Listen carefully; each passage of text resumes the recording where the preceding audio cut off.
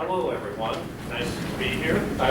This is about business achievement, gotta have it. But an overarching theme of this is adoption of mind mapping. A lot of people have talked about adoption of mind mapping.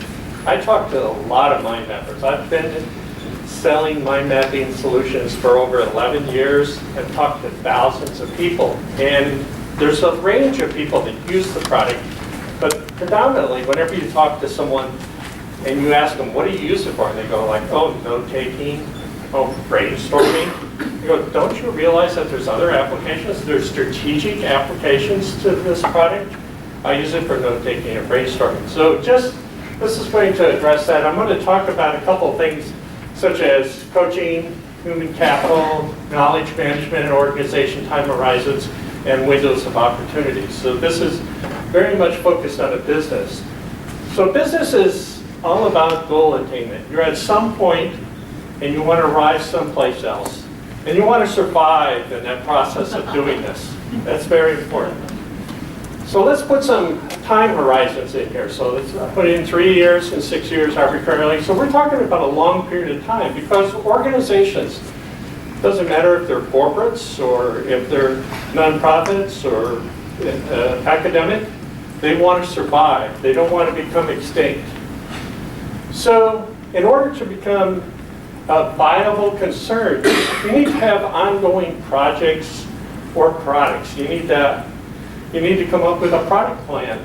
And the thing of it is, most organizations just don't say, oh, I'm going to come up with a B plan. They have D and B prime. And so they need to make a decision on what is best for their situation.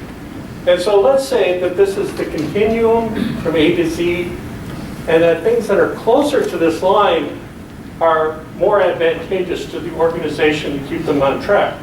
So you need a tool that can help you look at how all these fit into your enterprise and what's the best solution. Mind mapping is a really good way to look at these projects. You also have employees' contribution. So any of us who have worked in large organizations, you can see that there's a lot of people that come in and there's a lot of people that go out. And this is all about knowledge management.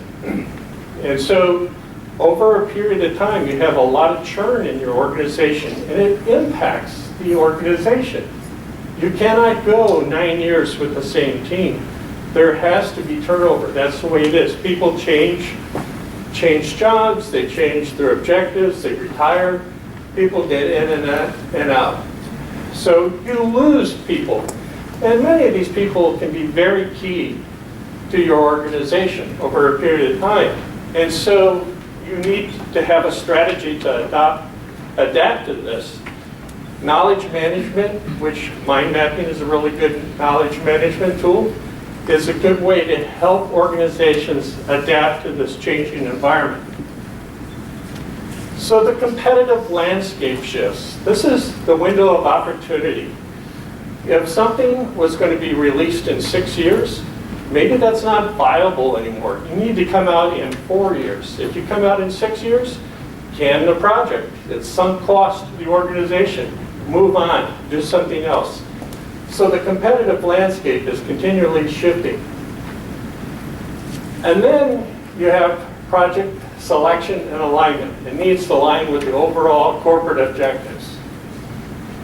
So now filtering and decision time. So here we are going through a filtering process. Mind mapping is a really good way to put all the information in, sort through it, filter it, work with it, come up with alternate plans. It's a very creative process. It's the most creative tool that I know of in organizations. And many times it's relegated to a note-taking tool. So final results are you have an alignment in your organization. You have your people alignment, your human capital, which is important.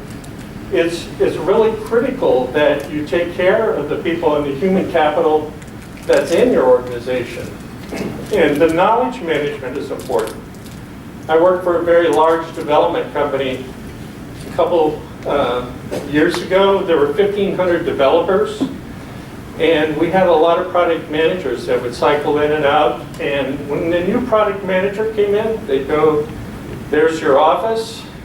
And IT took the computer for the previous employee. You'll get a new computer. And here's the Rubbermaid Cart. And people would just take all the files, they'd dump it into the Rubbermaid Cart, it'd go out to the trash someplace. And the time that the person spent on the project was totally lost. It was erased in the organization. There was never any effort made to figure out what the contribution of that person was. And they were a product manager. They were key to a $50 million operation. But it was all gone in a Rubbermaid Cart. So mind mapping is a really good way to capture that. You can work together as groups, capture the information, and maintain it. If a group of people work on this and maintain it, it helps keep everything on track. So mind mapping is not just note-taking. You can use it for coaching, group consensus building. How many times have you been in a meeting and you thought that you had consensus on an item? And you walk out of the meeting and someone says, who's at a senior level said, I didn't agree to that. Mind mapping is a great way to cure that in your organization and save time. You can improve communication, knowledge management, measuring accomplishment. The list goes on and on and on. It's not just about note-taking. There's a lot of value that a very inexpensive product can add to an organization. It's not the only tool, but it's an important tool in your corporate structure. I'm going to give you a few examples.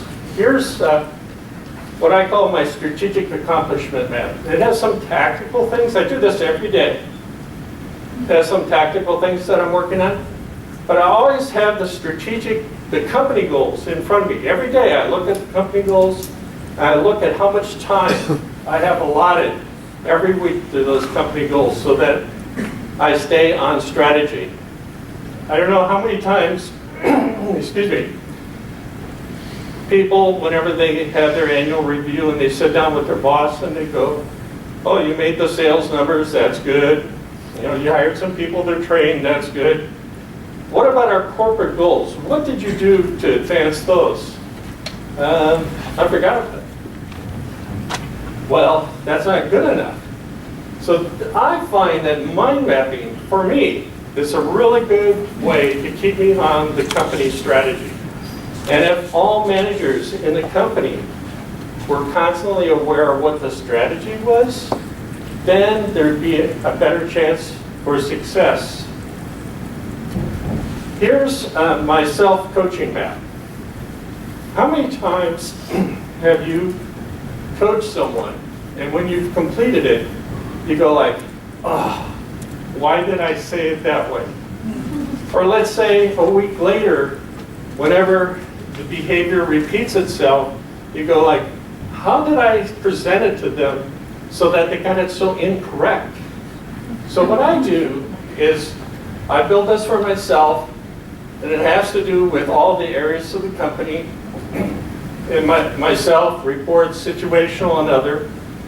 And then there's pages that sit behind this, and I go in each coaching situation and make notes that I have all the information. Did I make a good decision? What were the results? Were the results neutral? Were they beneficial?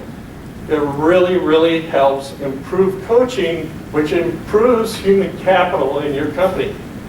Can you imagine that if all managers improve their coaching skills by 10%, the impact that would have on an organization?